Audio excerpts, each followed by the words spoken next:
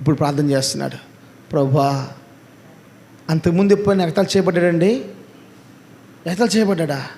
ఎగతాళి చేసే దమ్ము ఎవరుకుందండి అసలు సాంసోన్ని 3 అవకాశాలు అయిపోయినాక ఎగతాళి పాలైపోయాడు. ఇప్పుడు ప్రార్థన చేస్తున్నాడు. స్త్రీలు పురుషులు అందరూ హేళన చేస్తూ ఉన్నారు. సాంసోను చూస్తేనే అసలు వాళ్ళ జీవితం ధన్యం అనుకున్న వాళ్ళు ఇప్పుడు ఆడవాళ్ళు, మగవాళ్ళు, ఆడామగ కాని వాళ్ళు చిన్న బిడ్డలతో సహా అపహాసిస్తుంటే, హేళన చేస్తుంటే దేవుడు ఎంత కన్నీరు కార్చి ఉంటాడో. చేప నా దేవుని మాట ఉందండి, స్తోత్రం.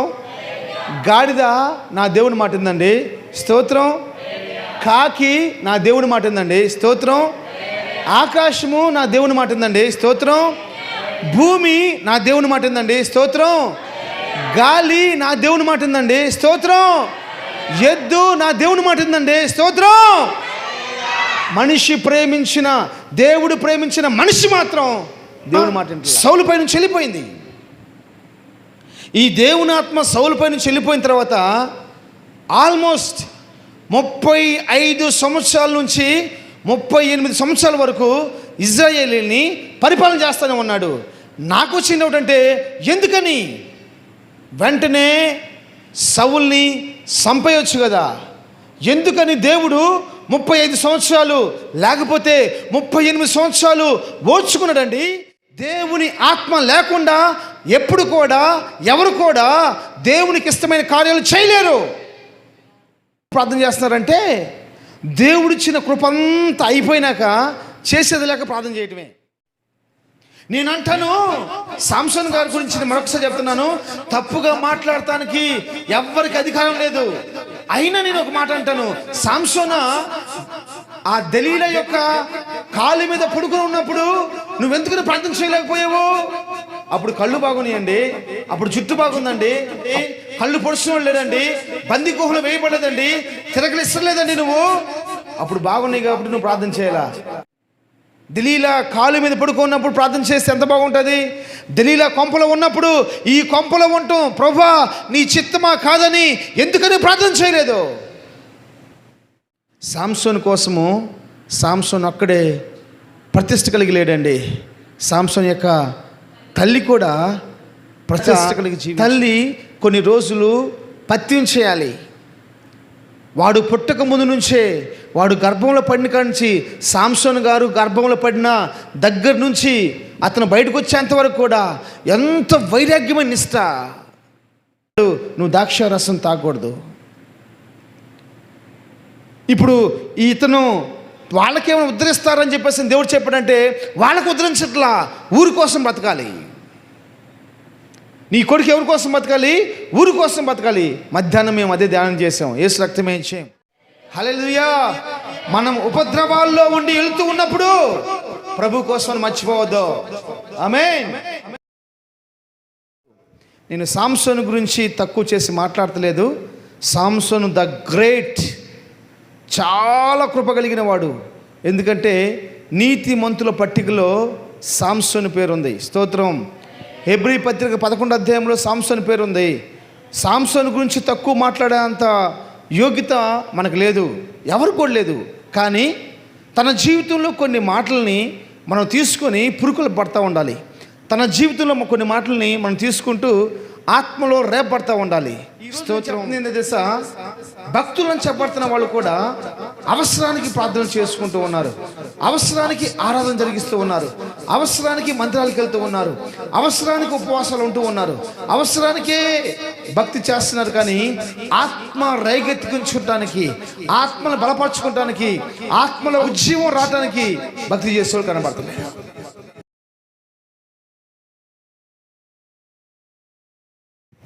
మరొకసారి మన ప్రభువును రక్షకుడైన యేసుక్రీస్తు వారి శ్రేష్టమైన నామంలో కూడి వచ్చిన మీ అందరికి కూడా నా హృదయపూర్వకమైన వందనాలు తెలియజేస్తున్నాను. దేవుడు మీ అందరిని దీవించును గాక. న్యాయాధిపతుల గ్రంథం 17వ అధ్యాయము 28వ వాక్యాన్ని చదువుకుందాం. ఒక్క మాట చదవండి, లేకపోతే నేను చదువుతాను. అప్పుడు మీరందరూ బైబిల్ తెరిచి ఆలకించండి. న్యాయాధిపతుల గ్రంథం 16వ అధ్యాయము 28వ వాక్యం. న్యాయాధిపతుల గ్రంథం 16వ అధ్యాయము 28వ వాక్యం. అప్పుడు సంసోను, యెహోవా, ప్రభువా, దయచేసి నన్ను జ్ఞాపకము చేసుకొనుము. దేవా, దయచేసి ఈసారి మాత్రమే నన్ను బలపరచుము. నా 2 కళ్ళు నిమిత్తము ఫిలిష్తీయులను ఒక్కమారే దండించి పగ తీర్చుకుందునని యెహోవాకు మొరపెట్టి. చిన్న ప్రార్థన చేసుకుందాం. మహాపరిశుద్ధుడైన తండ్రి, ఈ సమయంలో మీరు మాతో మాట్లాడుతున్నందుకై మీకు స్తోత్రాలు. మా నోటి మాటలు, హృదయ ధ్యానం మీ దృష్టికి అంగీకారంగా మార్చండి. వినగలిగిన చెవులను, అర్థం చేసుకున్న మనసుని మీ కృపతో మాకు దయచేయండి. పరలోక మాటలు నా నోటికి అందించమని, వాక్యమునకు వ్యతిరేకంగా పనిచేస్తున్న ప్రతి దురాత్మకర శక్తులను బంధించమని యేసు నామములో ప్రార్థన చేస్తున్నాను తండ్రి, ఆమేన్. దేవుడు మనతో మాట్లాడబోతున్నాడని నమ్మి యేసయ్యకు ఒక్కసారి స్తోత్రాలు చెప్దాం.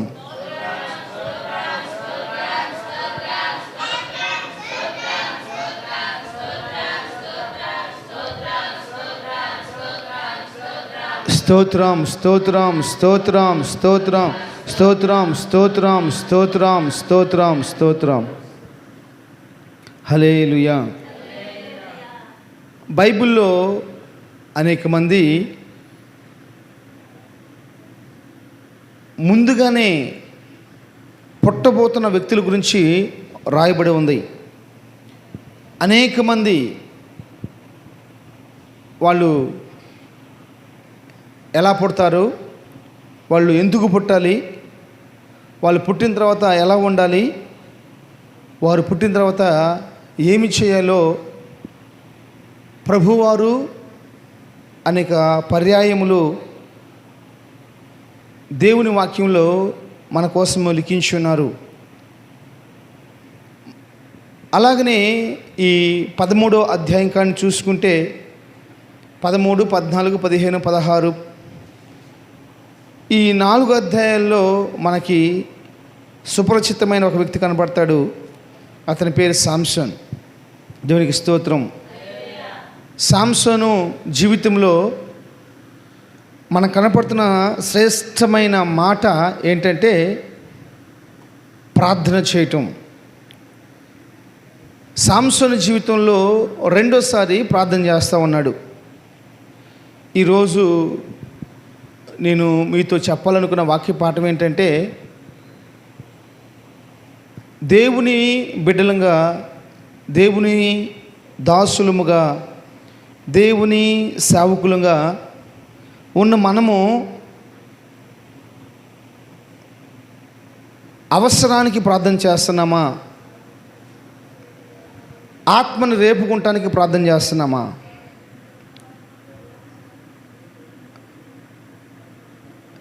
అవసరానికి ప్రార్థన చేసుకుంటూనే మన కాలాలు ముగించుకుంటున్నామా? ఒకసారి మనల్ని మనం పరిశోధన చేసుకుందాం. చాలా విలువైన మాటలు ప్రభు మనతో మాట్లాడతాడని నేను నమ్ముచూ ఉన్నాను. బైబిల్లో 13వ అధ్యాయం 1వ వచనంలో మనం చదివితే, తిరిగి ఇజ్రాయేలీలు యెహోవా దృష్టికి పాపం చేయటం ప్రారంభించేశారు. యెహోవా దృష్టికి పాపం చేయటం ప్రారంభిస్తే వీళ్ళని దేవుడు ఫిలిష్తీయుల చేతికి అప్పగించేశాడు. జాగ్రత్తగా రండి, నా వైపు చూస్తేనండి మీకు వాక్యం అర్థమైంది. ఎప్పుడైతే దేవుడు ఫిలిష్తీయుల చేతికి అప్పగించేశాడో వాళ్ళ బాధలు వర్ణన అతీతమైపోయినాయి. కృప ఏందో తెలుసా? అప్పుడు జోరియా ప్రాంతము ఆల్రెడీ ఫిలిష్తీయులు దాను గోత్రులకు ఇవ్వబడిన భూభాగంలో ఈ జోరియా ప్రాంతం ఒక మూల ఉంటుంది. ఆ మూలని స్వాధీనపరుచుకున్నారు. ఆ మూల స్వాధీనపరుచుకొని ఆ జోరియా ప్రాంతంలో ఉన్న అనేక మందిని బహుగా హింసిస్తూ ఉన్నారు. ఆ ఊర్లో, ఆ జోరియా ప్రాంతంలో దాను గోత్రికుడైన మనోవా అని చెప్పని ఒక వ్యక్తి ఉన్నాడు. స్తోత్రం. మనోవా ప్రార్థన చేస్తున్నాడు అని బైబిల్లో రాయబడలేదు. కానీ మరి దేవుడు ఎందుకు మనోవా భార్యని కోరుకున్నాడో నాకు తెలియదు. కొన్ని రోజుల నుంచి వారు పిల్లలు లేని వారుగా గొడ్రాలుగా ఉన్నారు. వారిని ప్రభు దర్శించి ప్రభు వారు ఏం మాట్లాడుతాడంటే, నీకు ఒక కుమారుడు అనుగ్రహించబడతాడు, నీకు ఒక కుమారుడు అనుగ్రహించబడతాడు. ఆ కుమారుని నిమిత్తము నువ్వు పరిశుద్ధంగా ఉండాలి, నువ్వు నీతిమంతురాలుగా ఉండాలి, దేవునికి ఇష్టం లేని కార్యాలు నువ్వు ఏది చేయకూడదని చెప్పేసి అని మనోవతో భూమికి ఆకాశమునకు సృష్టికర్త అయిన దేవుడు మాట్లాడాడు. మనోవ భార్యతో భూమికి ఆకాశానికి సృష్టికర్త అయిన దేవుడు మాట్లాడాడు. ఈ మనోవ భార్యతోటి మనోహ భార్యతో ప్రభు మాట్లాడాడు.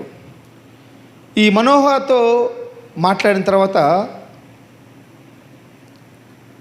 దేవుడు ఎలాగుండమని చెప్పాడో అలాగే ఈ మనోహ తల్లి భార్య, సాంసోన్ గారి తల్లి మనోహ భార్య అలాగే జీవించింది. చాలా సంతోషం, దేవునికి స్తోత్రం.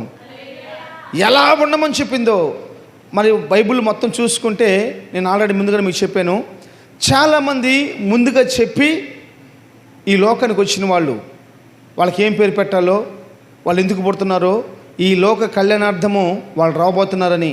ఉదాహరణకి సాంసోన్ గారు కానివ్వండి, ఇస్సాక్ గారు కానివ్వండి, యాకోబు గారు కానివ్వండి, యోహాను గారు కానివ్వండి, యేసు ప్రభు వారు కానివ్వండి, ఇలా అనేక మంది ఉన్నారు. వాళ్ళకెవరు కూడా దేవుడు ఈ విధంగా చెప్పలేదు.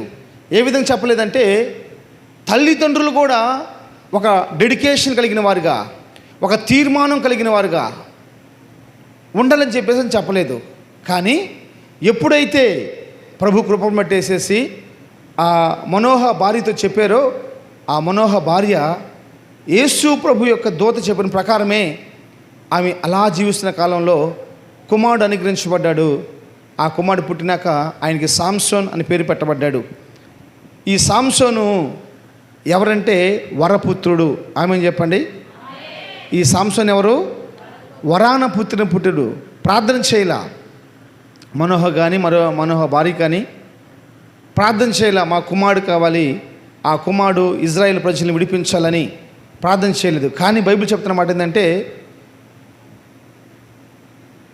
దేవుడే కలుగు చేసుకుని ఒక రక్షకుణ్ణి ఈ ఇజ్రాయేల్ ప్రజల్లో పుట్టిస్తే జరిగిన సందర్భం ఏంటంటే, ఇతను దేవుని పక్షాన, దేవుని ప్రజల పక్షాన యుద్ధము చేయాల్సిన వాడు, పోరాటము జరిగించవలసిన వాడు.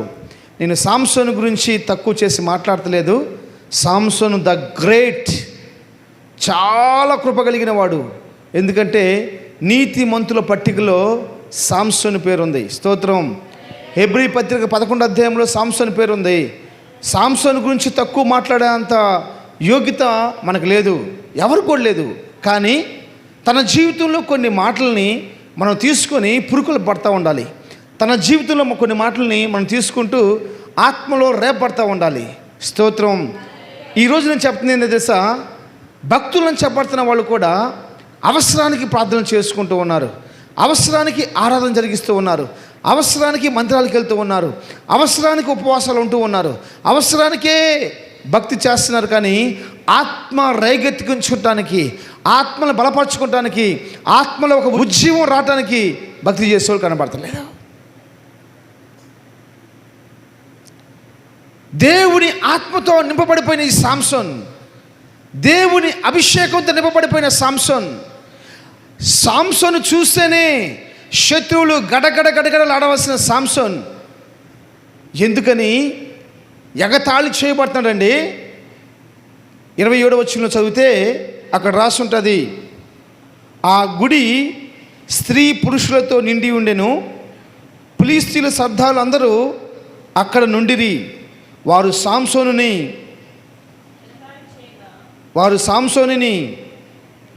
అందరూ చెప్పండి, వారు సాంసోన్ని నోతెలవండి, వారు సాంసోన్ని ఏం చేశారంట? దేవుని అభిషేకంతో నింపబడిపోయిన ఒక వ్యక్తిని ఎగతాళి చేయాలంటే ఎంత ధైర్యం కావాలండి?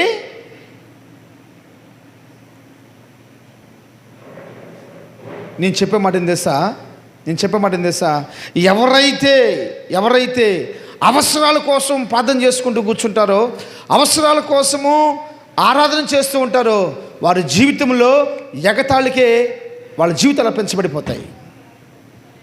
ఎగతాళికరమైన జీవితమైన మార్చబడిపోయింది. ఎగతాళికరమైన జీవితం. వాళ్ళ ప్రార్థన ప్రభు వింటాడు.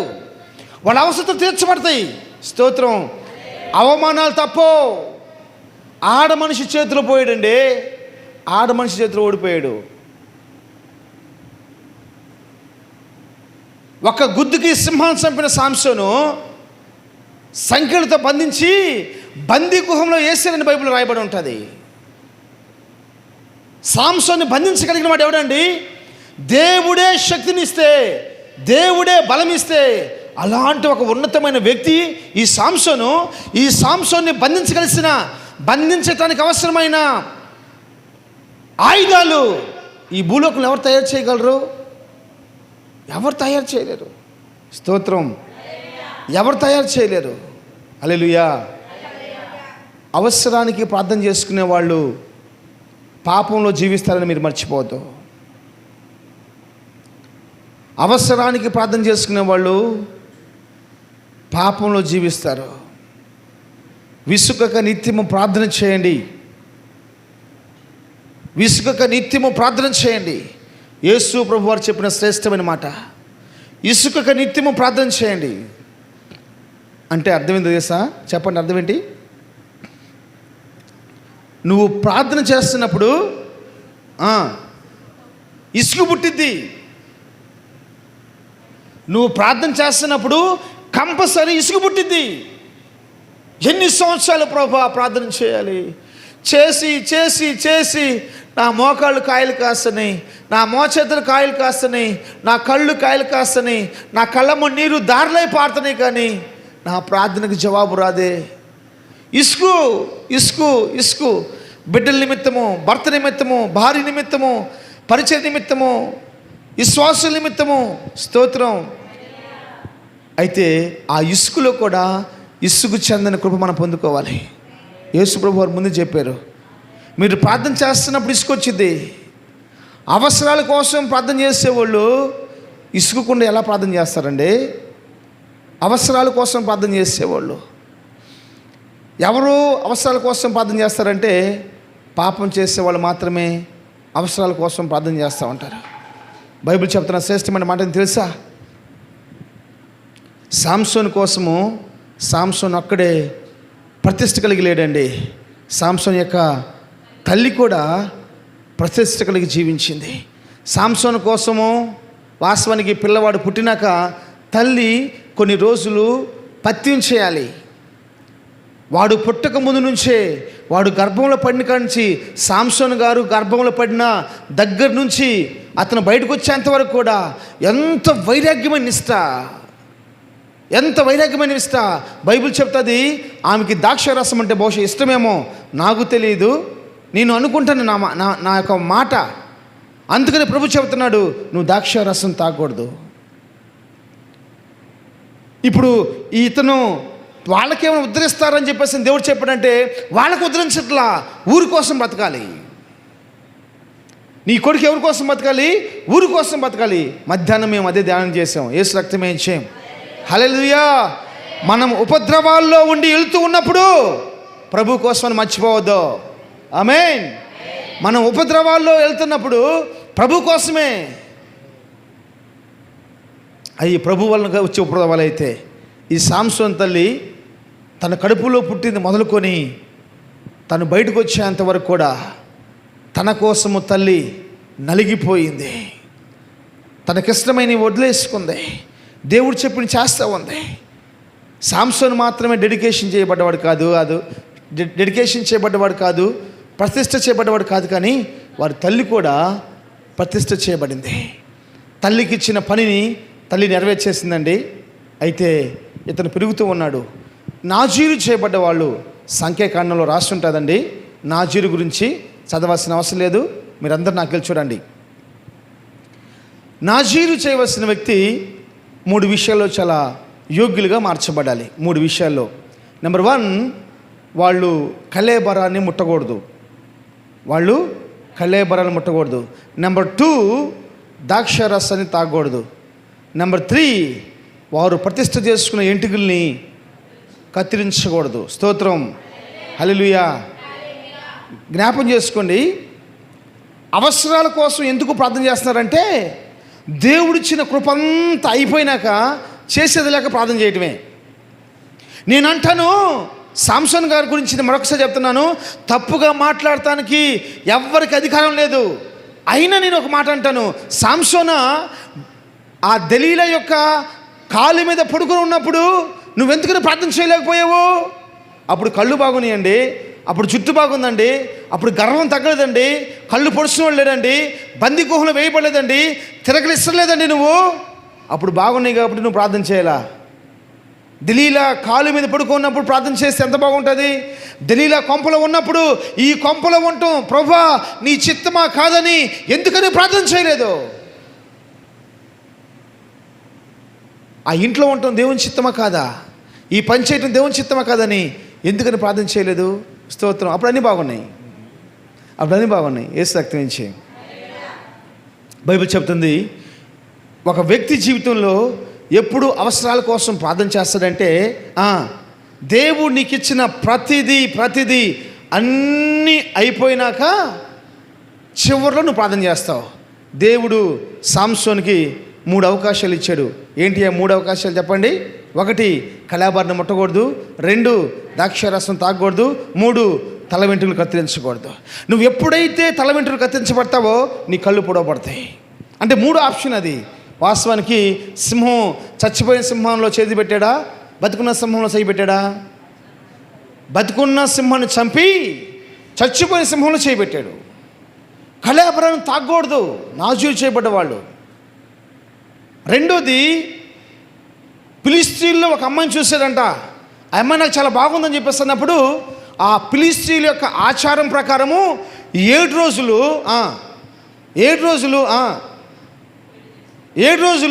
విందు చేస్తారు. మీరు బైబిల్ చదవాలి బాగా. నామకార్థంగా తూచా ఏదో పేరు కోసం బైబిల్ చదవకూడదు, నేర్చుకోవడం కోసం బైబిల్ చదవాలి. క్రైస్తవులకే బైబిల్ రావట్లా, మిగతా వాళ్ళకి చాలా బాగా వస్తుంది బైబిల్. క్రైస్తవులకే బైబిల్ తెలియట్లేదండి. మిగతా వాళ్ళు భయంకరంగా బల్లగుద్ది మాట్లాడుతూ ఉన్నారు, క్రైస్తవులకి తెలియట్లా. ఫిలిష్తీయుల యొక్క ఆచారం ప్రకారం 7 రోజులు విందు. వాళ్ళకి భయభక్తులు లేని వాళ్ళు ఫిలిష్తీయులు, వాళ్ళకి ద్రాక్షారసం తాగరా? చెప్పాలి కంపల్సరీ. భయం భక్తి బైబిల్ అన్నీ ఉన్నా నీవే తాగుతుంటే, భయం భక్తి సంఘము ప్రార్థన అన్నీ ఉన్నా మన ఇంట్లో ఉన్న బిడ్డలే మనం తాగుతుంటే భయభక్తులు లేని వాళ్ళు తాగపోవటం అసలు విచిత్రం కదండి అది. ఫస్ట్ ఆఫ్ కళేబరాన్ని తాకాడు, అయినా ప్రభు వదిలిపెట్టేశాడు. 2, ద్రాక్షారసం తాగాడు, వదిలిపెట్టేశాడు. కృప తగ్గిపోలేదు, కృప తగ్గల. స్తోత్రం. నువ్వు అనుకోవచ్చు పాపం చేస్తావన్నా కానీ దేవుడు నా ప్రార్థన ఆలకిస్తానని చెప్పి అనుకోవచ్చు. కాదు. నీ కోసం ఎవరో సేవకులు ప్రార్థన చేస్తూ ఉన్నారు, నీ కోసం ఎవరో ఉపవాసాలు ఉంటా ఉన్నారు, నీ కోసం ఎవరో కన్నీళ్ళు కారుస్తూ ఉన్నారు, నీ కోసం ఎవరో మొర పెడతా ఉన్నారు. కాబట్టే నువ్వు పాపం చేస్తున్నా కానీ నువ్వు పరిశుద్ధంగా ఉన్నావనుకుంటున్నావండి. స్తోత్రం. నాకు ఈ మధ్యకాలంలో భయంకరమైన డౌట్ వచ్చిందండి. ఒకటే నాకే వస్తాను, ఎందుకు అర్థం కావట్లా. ఏసు రక్తమే చేయం. కలవరపడని విశ్వాసముతో నన్ను నడిపించితివే, ఇహ పరమందు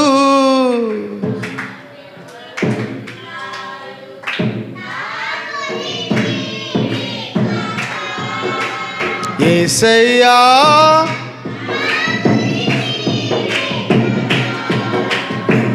యేసయ్య నీవే నా ఎత్తైన కోటవు, యేసయ్య నీవే నా దాగు చోటువు, యేసయ్య నీవే, యేసయ్య నీవే నా దాగు చోటువు, కలవరపడని విశ్వాస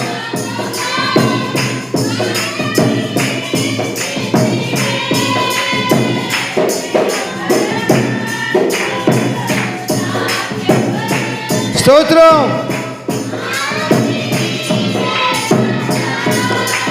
యేసయ్యా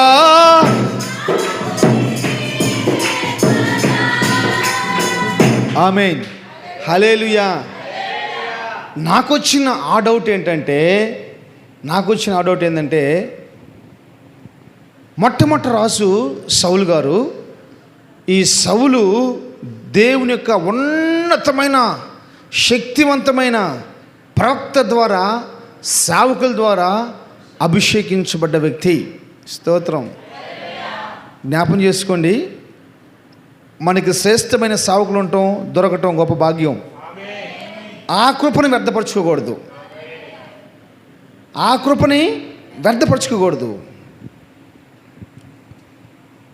ఈ ఉన్నతమైన సేవకుల చేత అభిషేకించబడి ఈ సౌలు 30 సంవత్సరాల వయసులో దేవుని సేవకుల చేత అభిషేకించబడ్డాడు, ఆత్మతో నింపబడ్డాడు. ఇజ్రాయెల్ ప్రజలందరూ కూడా రాజుగా మార్చబడ్డాడు. నాకు వచ్చిన డౌట్ ఏంటంటే 2 సంవత్సరములు పాలించడో లేదో తన హృదయంలో ఒక అతిశయం వచ్చేసి, గర్వం వచ్చేసి, చేయకూడని పనిని చేసేసి, దాన్ని బట్టి దేవుని యొక్క ఆత్మ సౌలు నుంచి వేరైపోయింది. ఎన్ని సంవత్సరాలు?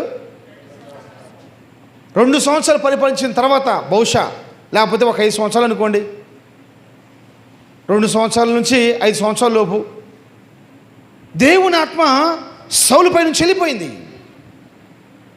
ఈ దేవుని ఆత్మ సౌలుపై నుంచి వెళ్ళిపోయిన తర్వాత ఆల్మోస్ట్ 35 సంవత్సరాల నుంచి 38 సంవత్సరాల వరకు ఇజ్రాయేలీని పరిపాలన చేస్తూనే ఉన్నాడు.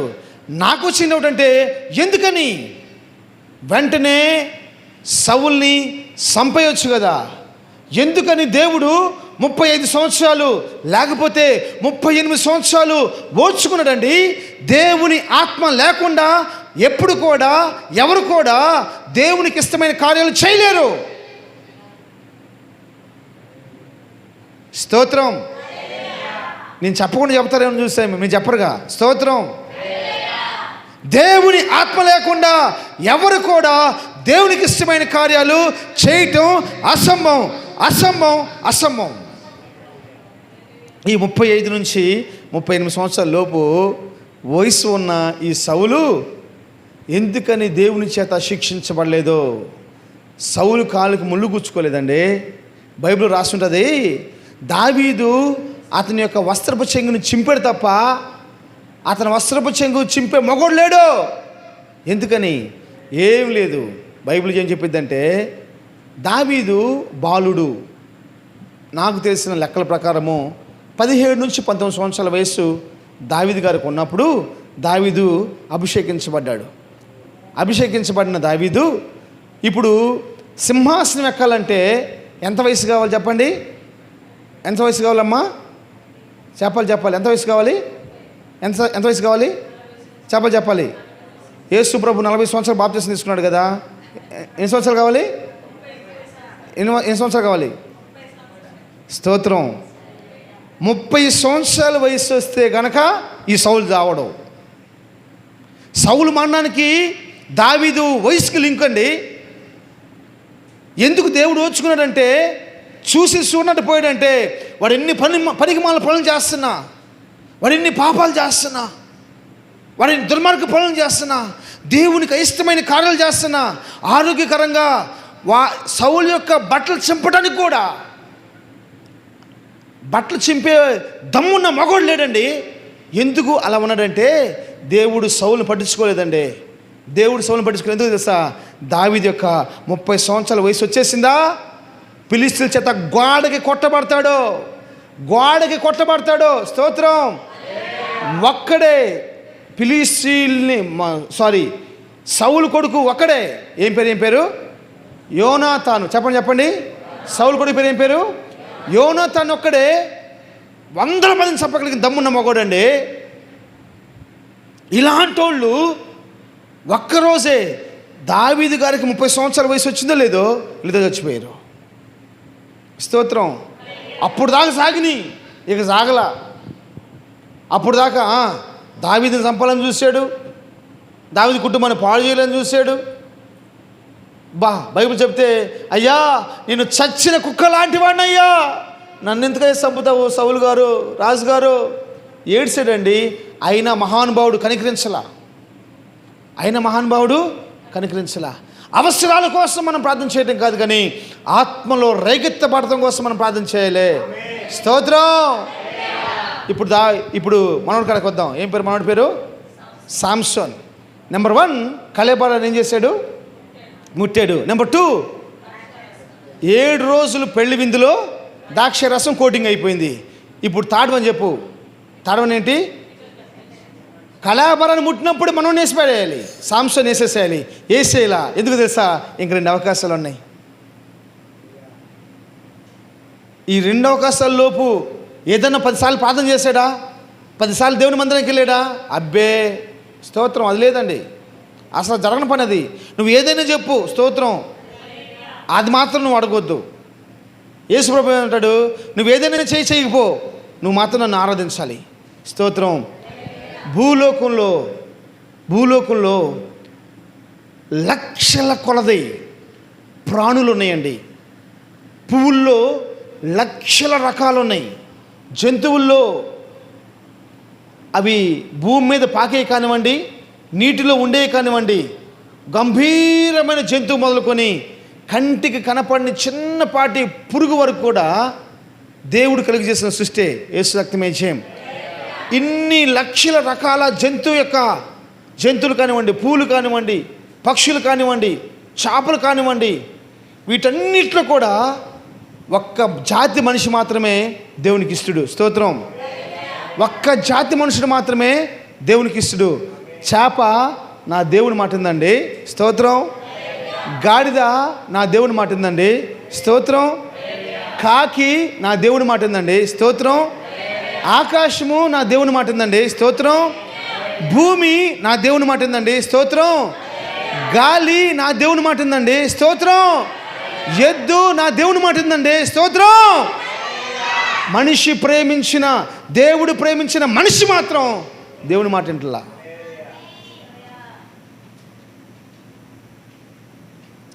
ఎందుకు ప్రభా ఈ మనిషిని ఇంతగా ప్రేమించావంటే ప్రభు చెప్పేది ఒకటే. స్తోత్రం. అంతమంది దేవదూతలు ఉన్నారు కదా, ఏం తక్కువైపోయింది ఆయనకి? ఏం తక్కువైందండి? ఆయనకేం తక్కువాలా? స్తోత్రం. కానీ ఒక ఆశ ఉంది. అతి త్వరలో ఆయన ఎవరి కోసమైతే ప్రాణం పెట్టారో వారందరూ ఆయన వలె మార్చబడాలి. పాపం లేని వారిగా మార్చబడాలి. అవసరాల కోసం ప్రార్థన చేసుకునేవారుగా కాక ఆత్మలో రేగెత్తించుకోవడం కోసం ప్రార్థన చేసుకునేవారుగా మార్చబడాలి. ఈ సామ్సోన్కి ఫస్ట్ అవకాశం ఇచ్చాడు, ప్రార్థన చేసుకోలేదు, పాపం చేశాడు, తప్పు చేశాడు. అది అతనికే తెలియలా. రెండోసారి అవకాశం ఇచ్చాడు, ద్రాక్షారసం తాగాడు, ఎంజాయ్ చేశాడు. ఒకసారే, ఇంక నేను తాగనులే, ఒక్కసారే, మామయ్య కదా, కొత్తగా పెళ్ళయింది. స్తోత్రం. సరే, యేసు ప్రభు కూడా చూడనట్లు పెట్టేశాడు. మూడోసారి బైబిల్ చెప్తున్న మాట ఏం తెలుసా? తన ఇంటికులు కట్ చేసేసాడు. తనకిచ్చిన టైం మొత్తం ఓవర్. దేవుడు ఒక వ్యక్తికి ఇచ్చిన జీవితాన్ని చూస్తూ ఉంటాడు. ఈరోజు నువ్వు మారుతావేమో, ఈరోజు నా దగ్గరికి వస్తావేమో, ఈరోజు నా ఎదుట సాష్టాంగ పడతావేమో, ఈరోజు నా ఎదుట మోకరిస్తావేమో, ఈరోజు నీ జీవితాన్ని మార్చబడాలని, ప్రభా నా జీవితాన్ని మార్చని నువ్వు ప్రార్థన చేస్తావు అని చెప్పని దేవుడు నీ కోసం ఎదురు చూస్తూ ఉంటాడు. నువ్వేం చేస్తావంటే ఈ యొక్క సామ్సన్ గారి లాగా ఫస్ట్ సెక్షన్ పోయిద్ది, రెండో సెక్షన్ పోయిద్ది, మూడో సెక్షన్ కూడా పోయింది. నీ నీ యొక్క జీవితానికి ఎండ్ అయిపోయి తెరేసేస్తాడు. ఇంకా అంధకారమయం అయిపోయింది. నీ బిడ్డలు నీ మాట వినరు, నీ భార్య నీ మాట వినరు, నీ భర్త నీ మాట వినరు, నీ కోడలు నీ మాట వినరు, నీ అల్లులు నీ మాట వినరు, నీ కూతురు నీ మాట వినరు, నీ కొడుకులు నీ మాట వినరు, నీ మనవళ్ళ సంతానం కూడా నీ మాట వినరు. ఇంకంతే. ఏంటండి, మేము పొద్దున ఒక వీడియో చూసాం. అయ్యో, ఒక పెద్దవాడిని ఒక ఆమె కర్ర తీసుకొని తగ్గొడతా ఉందండి. నాకు వేదన వచ్చింది. స్తోత్రం. నాకు వేదన వచ్చిందండి. స్తోత్రం. నాకు తెలియకుండా కళ్ళ నీళ్ళు చేసినాయి. ప్రేమించవలసిన వృద్ధుల్ని ఎంత హింసిస్తున్నారండి. ప్రేమించవలసిన పెద్దవారిని ఎందుకు రేపొద్దున ఆ స్టేజీలకు మనం పోవాలి కదా. హల్లెలూయా. దేవుని బిడ్డ జ్ఞాపం చేసుకోండి. అవసరాల కోసం ప్రార్థన చేయొద్దు. అవసరాల కోసం ప్రార్థన చేస్తే మన పాపాలు పోవండి. ఆత్మ రేకెత్తించబడాలని, ఆత్మ ఉజ్జీవించబడాలని మనం ప్రార్థన చేసామా, మనలో పాపం నివసించదో. స్తోత్రం. పాపం నివసించిన వాడి పేరే పరిశుద్ధుడు. పాపం నివసించిన వాడి పేరే విశ్వాసి. హల్లెలూయా. నేను చెప్తున్నాను, ఈ రాత్రి ఏందో తెలుసా, సాంసన్ గారికి ఇచ్చిన ఆ 3 సమయాలు అయిపోయినాయి. ఆ 3 సమయాలు అయిపోయినాయి. 3 సమయాలు అయిపోయినాక ఇప్పుడు ప్రార్థన చేస్తున్నాడు. ప్రభువా, అంతకుముందు ఎప్పుడైనా ఎగతాళి చేయబడ్డాడండి? ఎగతాళి చేయబడ్డా? ఎగతాళి చేసే దమ్ము ఎవరుకుందండి అసలు సాంసోన్ని? 3 అవకాశాలు అయిపోయినాక ఎగతాళి పాలైపోయాడు. ఇప్పుడు ప్రార్థన చేస్తున్నాడు. స్త్రీలు పురుషులు అందరూ హేళన చేస్తూ ఉన్నారు. సాంసోను చూస్తేనే అసలు వాళ్ళ జీవితం ధన్యం అనుకున్న వాళ్ళు ఇప్పుడు ఆడవాళ్ళు, మగవాళ్ళు, ఆడామగ కాని వాళ్ళు చిన్న బిడ్డలతో సహా అపహాసిస్తుంటే, హేళన చేస్తుంటే దేవుడు ఎంత కన్నీరు కార్చి ఉంటాడో. సాంసోనా, 21 సంవత్సరమేనండి సాంసోను ఇజ్రాయేల్ని పరిపాలించింది. అంత చిన్న వయసులో బహుశా ఒక 55-60 సంవత్సరాల వయసు ఉంటుందేమో బహుశా సాంసోనికి. ఇంకా తక్కువ ఉంటుందేమో, నాకు తెలియదు. దగ్గర ఎందుకు అప్పుడే తన జీవితాన్ని ముగించుకోవాలి? ఎందుకు అప్పుడే తన జీవితాన్ని ముగించుకోవాలి అంటే ఒక్కటే రీజను. ఏం రీజనో తెలుసా? బాగున్నప్పుడు ప్రార్థన చేయలేదు, అవసరాల కోసం ప్రార్థన చేస్తున్నాడు. ఆత్మ కోసం ప్రార్థన చేయట్లేదు. ఆత్మలో రేగెత్తించబడటం కోసం ప్రార్థన చేయట్లేదు. ఎవరు ఈ దినాల్లో అట్టివారు? ఎవరండి? ఆత్మ కోసం, ఆత్మ పురితరుపు కోసం, పాపం పోవటం కోసం, పరిశుద్ధులుగా మార్చబడటం కోసం ప్రార్థన చేసేవాళ్ళు. దేవుడు మనకు అలాంటి ఒక కృప దయచేయను గాక. దేవుడు మనకు అలాంటి కృప దయచేయను గాక. నా దేవుడు ప్రేమ కలిగిన వాడు, నా దేవుడు కరుణ కలిగిన వాడు. ఆ చివరి సమయంలో ప్రార్థన చేస్తే ఆ ప్రార్థన మర్చిపోలా. ఆ ప్రార్థన దేవుడు మర్చిపోలా, త్రోసివేయాల. అందుకే నేను మధ్యాహ్నం చెప్పాను, భూలోకంలో ఉన్న సమస్తము నశించిపోతాయేమో కానీ ప్రార్థన మాత్రం నశించిపోదు. ప్రార్థన మాత్రం నశించిపోదు. అందుకనే సాతానుగాడు నీ చేత నా చేత ప్రార్థన మాత్రం చేయనీట్లా, ఇంకేదైనా చేయనిస్తున్నాడు అంతే. ప్రార్థన మాత్రం చేయనీయట్లేదు. ఎప్పుడైతే ప్రార్థన చేశాడు సాంసను, వెంటనే ప్రభు ఆ ప్రార్థన ఆలకించేసేసి సాంసను చెప్పినట్లే ప్రభు చేశాడు. స్తోత్రం చెప్పండి. నాకు వచ్చిన కొంచెం బాధకరమైన విషయం ఏంటంటే, ఆ సమయంలో ప్రభువా, నేను ఏదైనా తప్పుగా చేశానేమో, ఏదైనా పాపం చేశానేమో, దయతో నన్ను క్షమించు ప్రభు అని అడిగుంటే ఎంత బాగుంటుందండి. అడగపోయినా పర్వాలేదండో, నీతిమంతుల జాబితాలో ఉన్నాడు. స్తోత్రం. నీతిమంతుల జాబితాలో ఉన్నాడు. స్తోత్రం. ఆయన గురించి తప్పు మాట్లాడడానికి ఎవరికి అధికారం లేదు. కానీ నాకు వచ్చిన ఒక మాట ఏంటంటే, ప్రభువా, నేను ఏదన్నా పాపం చేశానేమోనయ్యా, నేను ఏదైనా తప్పు చేశానేమోనయ్యా. స్తోత్రం. ఈ ఫిలిష్తీయుల్ని ఓడించడంలో, ఈ ఫిలిష్తీయుల్ని నాశనం చేయటంలో సాంసన్ ఏమైపోయాడు చెప్పండి? సాంసన్ ఏమైపోయాడు? ఫెయిల్ అయిపోయాడు. ఓడిపోయాడండి. నాకు చాలా ఇష్టమైన మాట ఏం తెలుసా? ఫిలిష్తీయుల్ని గడగడలాడించిన వ్యక్తి ఎవరు తెలుసా బైబిల్లో? ఎవరు? దావీదు గారు గడగడలాడిస్తే, దావీదు గారు తర్వాత వచ్చిన తన కుమారుడైన చెప్పాలి సొలొమోను గారు సొలొమోను గారికి బానిసలుగా మార్చేసుకున్నాడంట. ఆ ఒక్క మాట చదవండి. మొదటి రాజుల గ్రంథం 4వ అధ్యాయము 21వ వాక్యం. నది యూఫ్రటీస్ మొదలుకొని ఐగుప్తు సరిహద్దు వరకు ఈ మధ్యనున్న రాజ్యములన్నిటి మీదను ఫిలిష్తీయుల దేశమంతటి మీదను చెప్పండి స్తోత్రం. అది కాదు నేను చెప్పంటుంది, స్తోత్రం చెప్పమంటున్నా. స్తోత్రం. ఫిలిష్తీయుల దేశం మీద చెప్పాలి ప్రభుత్వం చేసిన వీరుడు ధీరుడు ఎవరో సొలొమోని దేనికోసమో దేవుడు రాజుగా చేశాడు చెప్పండి. చెప్పాలి దేవుని మందిరం కట్టడం కోసమే దేవుడు సొలొమోన్ని రాజుగా చేశాడు. దేవుడు మందిరాన్ని ఉన్నతం కట్టుకున్నాడు. స్తోత్రం. అంత మాత్రమే కాదు, తన ప్రజలకి ఎవరైతే శత్రులుగా ఉన్నారో వాళ్ళ తాట కూడా తీసాడు యేసునామంలో. హల్లెలూయా. వాళ్ళ మీద పాదం మోపారు. స్తోత్రం. నేను చెప్తున్నాను దేవుని బిడ్డలారా, ఎందుకని సొలొమోను గారికి ఇది సాధ్యమైందంటే సొలొమోను గారి జీవితంలో కూడా ఓటమి ఉంది, కానీ సొలొమోను గారికి ప్రార్థన చేసే కృప ఉంది. 2 సార్లు సొలొమోను గారికి ప్రభువు ప్రత్యక్షతనిచ్చాడు. ప్రభు 2 సార్లు సొలొమోను గారితో మాట్లాడాడు. ఏమి చేయాలో చెప్పాడు, ఎలా చేయాలో చెప్పాడు. స్తోత్రం. అయితే అతను చేసిన చిన్న మిస్టేక్ ఏంటంటే అన్య జనుల ఆడపిల్లల్ని పెళ్లి చేసుకొని తను పాపంలో ఉండిపోయాడు. నెహెమ్యా గ్రంథం చివరి అధ్యాయంలో రాస్తున్న మాట నేను చదివితే చాలా వేదన. ఒక్కసారి చదవండి. నెహెమ్యా గ్రంథం 13వ అధ్యాయము. నెహెమ్యా గ్రంథం 13వ అధ్యాయము 26వ వాక్యం. నెహెమ్యా గ్రంథం 13వ అధ్యాయము 26వ వాక్యం.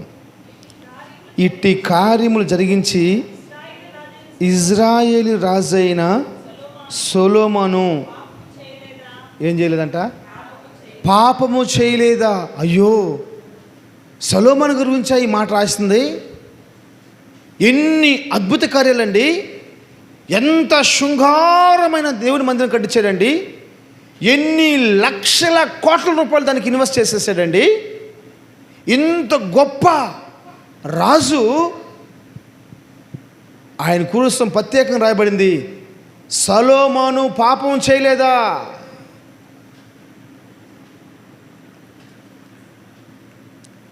స్తోత్రం. స్తోత్రం. అందుకే కొత్త నిబంధనలో కృప ఏందో తెలుసా? దేవుడు మనుషులకు ఇచ్చిన కృప ఒకటే, ప్రార్థన చేయటమే. స్తోత్రం. ప్రార్థన చేయటమే. స్తోత్రం. ప్రార్థన చేస్తూ ఉంటే అన్నం వస్తూ ఉంటుంది, ప్రార్థన చేస్తూ ఉంటే కూరలు వస్తూ ఉంటాయి, ప్రార్థన చేస్తూ ఉంటే అవసరం తీర్చబడతా ఉంటాయి, ప్రార్థన చేస్తూ ఉంటే ఆహారం మాత్రమే కాదు ఆరోగ్యం కూడా వస్తూ ఉంటుంది. స్తోత్రం. అవసరం తీర్చబడతా ఉంటాయి. స్తోత్రం.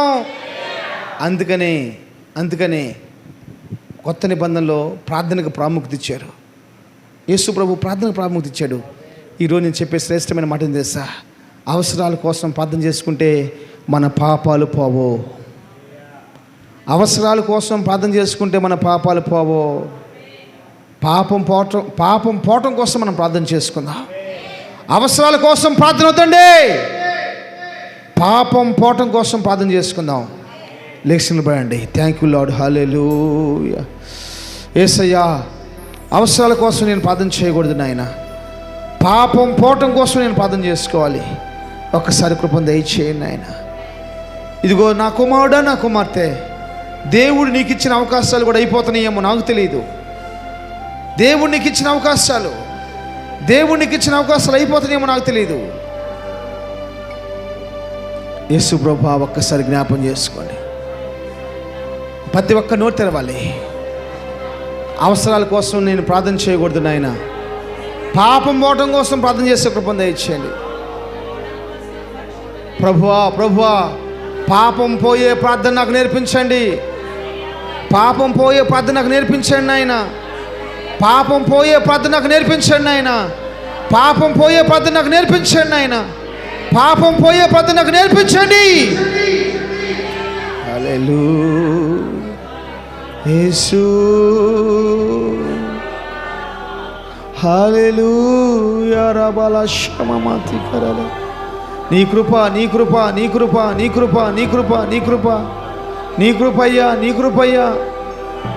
అవసరం కోసం చేసే ప్రార్థన కాదు, పాపం పోయే ప్రార్థన, పరలోకానికి చేర్చబడే ప్రార్థన, పరిశుద్ధులుగా మార్చబడే ప్రార్థన, నీతిమంతులుగా మార్చబడే ప్రార్థన.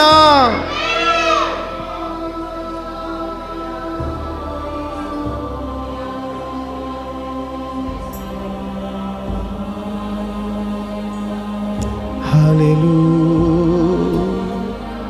యేసయ్యా, యేసయ్యా, యేసయ్యా. ఆమేన్, ఆమేన్. హల్లెలూయా, హల్లెలూయా, హల్లెలూయా. అవసరం తీర్చబడటం కోసం ప్రార్థన చేసి మేము ముసలోళ్ళం అయిపోయాం. కాలం గతించిపోతుందయ్యా. పాపం పోయే ప్రార్థన మాకు నేర్పించండి. పాపం పోయే ప్రార్థన మాకు నేర్పించండి.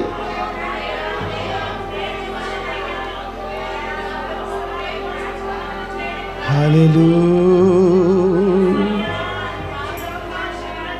నా పాపమే నాకు శాపంగా మారిన వేళలో నా కళ్ళలో అది ఆ కన్నీరు తీసుకొస్తున్న పాపం పోవాలి. నా పాపమే నాకు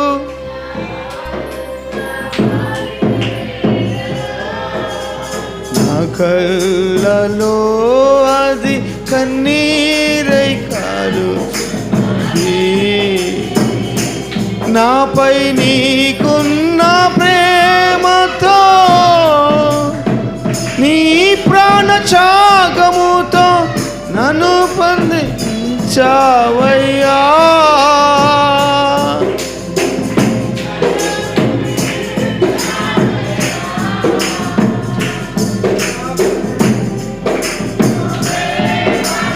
యేసు,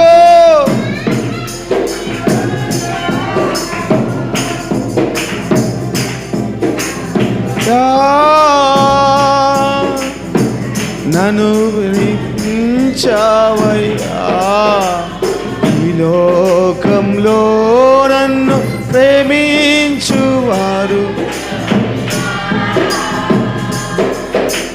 ఈ లోకంలో నన్ను కలిసి పాడదామా. ఈ లోకంలో నన్ను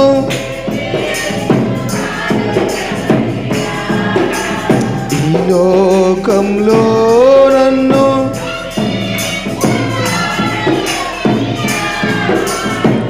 లోకమనే మత్తులో నేనుండగా వ్యభిచారిననే పేరు కలిగుండగా లోకమనే మత్తులో నేనుండగా వ్యభిచారిననే పేరు కలిగుండగా నాపై నీకున్న కనికరించి నన్ను విడిపించావయ్యా. నన్ను విడిపించావయ్యా. నాపై స్తోత్రం.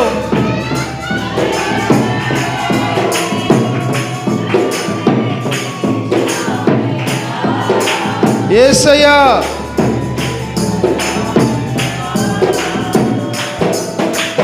ఈ లోకంలో నన్ను